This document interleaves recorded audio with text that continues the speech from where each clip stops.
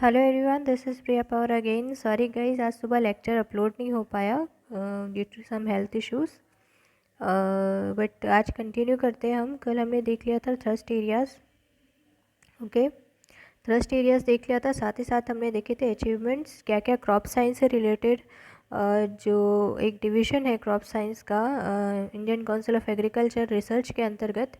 साथ ही ये जो मैं नोट्स फॉलो कर रही हूँ वो ministry of agriculture and farmer welfares के हैं। ये जो वीडियो लेक्चर्स है ये आपको यूपीएससी, साथ ही साथ जो स्टेट पीसीएस होता है, स्टेट पीसीएस में जो छत्तीसगढ़ का है या सीजी फॉरेस्ट सर्विसेज है, स्टेट पीसीएस का पेपर नंबर 4 होता है हमारा छत्तीसगढ़ का। उसमें टेक्नोलॉजी एक सेक्शन आता है पेपर 4 में, ठीक है, साइंस के अंतर्गत। तो उस जो टेक्नोलॉजी पोर्शन है उसमें एक क्रॉप साइंस करके टॉपिक है जो कि मेंस के लिए आपको काम में आता है। साथ ही ये जो टेक्नोलॉजी वाला जो सिलेबस है एज इट इज़ एसीएफ और फॉरेस्ट रेंजर एग्जामिनेशन जो छत्तीसगढ़ पीसीएस को होने वाला है, जो फॉरेस्ट सर्विसेज के अंतर्गत आती है, उसमें भी एक पोर्शन है। तो क्रॉप साइंस वाला टॉपिक आपके लिए बहुत ज़्यादा इंपॉर्टेंट हो जाता है क्योंकि ये थोड़ा डीप में इसके क्वेश्चन आ सकते हैं। तो इसको मैं डायरेक्टली मिनिस्ट्री की जो इन्फॉर्मेशन है उसी से आपको पढ़ा रही हूँ,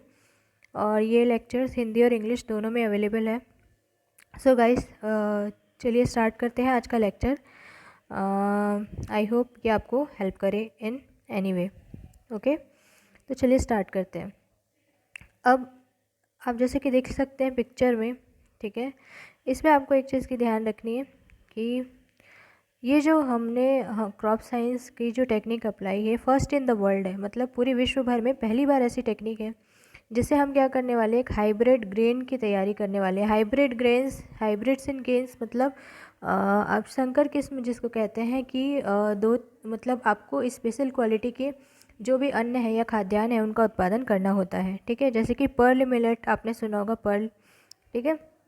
उसी तरीके से कॉटन, आपने ये सब सुना होगा, बीटी कॉटन, बीटी ब्रिंजल, ठीक है, जिसको हम इसका अगर साइंटिफिक नेम देखें तो होता है बेसिलिस थेरोजिनेसिस। बेसिलिस थेरोजिनेसिस का मतलब ये होता है कि इस तरीके का क्रॉप है या इस तरीके की फसल है जो अगर जो कीड़े उसमें लगते हैं उनको रेजिस्ट करती है, मतलब एक तरह का पेस्ट कंट्रोल करने का काम होता है, या इंसेक्टिसाइड की तरह ही ये खुद ऐसी फसलें होती हैं जो इंसेक्ट या जो कीड़े मकोड़े हैं वो फसलों में नहीं लगने देती, ठीक है।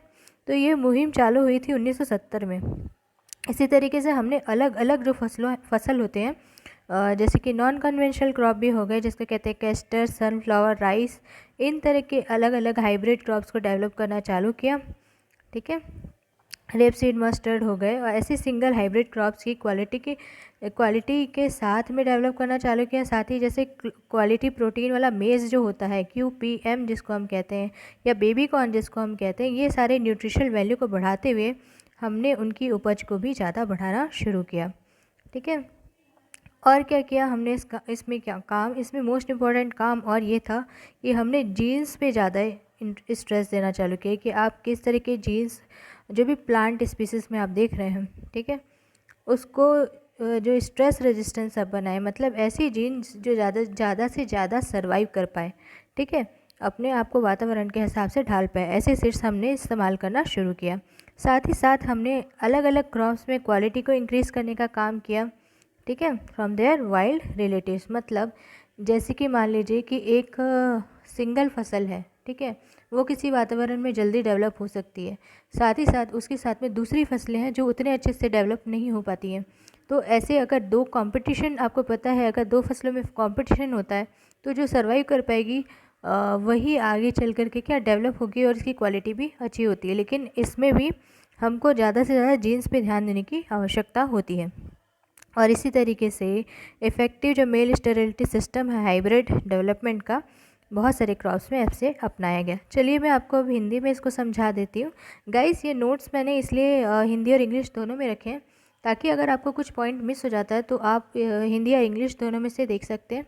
जैसे ही ये लेक्चर सीरीज़ कंप्लीट हो जाएगी मैं इसका PDF अपने ब्लॉग में अपलोड कर दूँगी, सो दैट आपको किसी भी तरीके से ये जो टॉपिक है इसको प्रिपेयर करने में बिल्कुल भी दिक्कत नहीं आएगी, ठीक है। तो इसको मैं अब हिंदी में ब्रीफ में इसको समझा देती हूँ कि 1970 के दशक में अनाज और कपास में संकर विकसित, जैसे मैंने बताया था, बेसिलस थेरोजेनेसिस या इसको कहते हैं हाइब्रिड्स, ठीक है। संकर किस्म जो बोलते हैं उसको डेवलप करने के लिए शुरू किया गया। दुनिया भर में सबसे पहला कदम था ये। और ये जो गैर पारंपरिक जो फसलें होती हैं, जैसे कि अरंडी हो गया, कुसुम, चावल, ठीक है, रैपिड से जो सरसों होती है, इसी तरीके से जो अन्य फसलें होती हैं जो संकर किस्म के साथ में उनको डेवलप किया जाता है या विकास उनका किया जाता है। उच्च उपज के अतिरिक्त उच्च पोषण मूल्य के लिए गुणवत्ता वाले प्रोटीन, जैसे कि मक्का हो गया या बेबी कॉर्न हो गया, इसमें एकल क्रॉस संकर विकसित किए गए, ठीक है। तो ये 1970 से ये सीरीज़ चलती आ रही थी, ऐसे हमने इसको डेवलपमेंट करना चालू किया। चलिए देखते हैं नेक्स्ट में देखिए कि सबसे पहले सक्सेसफुली अगर किसी ने ये जो असिस्टेड सिलेक्शन या पिरामिडिंग टेक्निक को अपनाया, ठीक है। अब इसमें क्या होता है देखिए, इसमें XA13 एंड XA21 इस तरीके के जो जीन्स होते हैं जो कि IRBB 55 जेनेटिक बैकग्राउंड के, जो कि पूसा बासमती राइस, याद रखिएगा पूसा बासमती। अब ये देखिए IRBB, ये इसका कोड है 55, जेनेटिक बैकग्राउंड के जो पूसा बासमती हो गए। 10 ऐसे bacterial blast resistance variety improve करना पूसा बासमती 1, ये काम किया गया था। पहला सक्सेसफुली किया गया काम जो था क्रॉप साइंस के अंतर्गत, ये याद रखिएगा।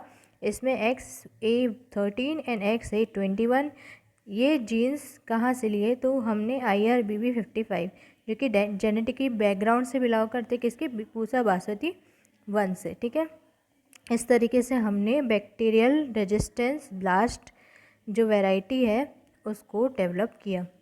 अब आइडेंटिफाई किया गया, आइसोलेट किया गया ऐसे जीन्स को जो कि मेल स्टेरिलिटी जो मस्टर्ड में होती है, ताकि हम क्या कर सके, हम हाइब्रिड डेवलपमेंट कर सके दूसरे क्रॉप्स में भी, ठीक है। और इसको इस तरीके से क्या बनाए कि स्कार मार्कर बना फॉर फर्टिलिटी रिस्टोरर जीन।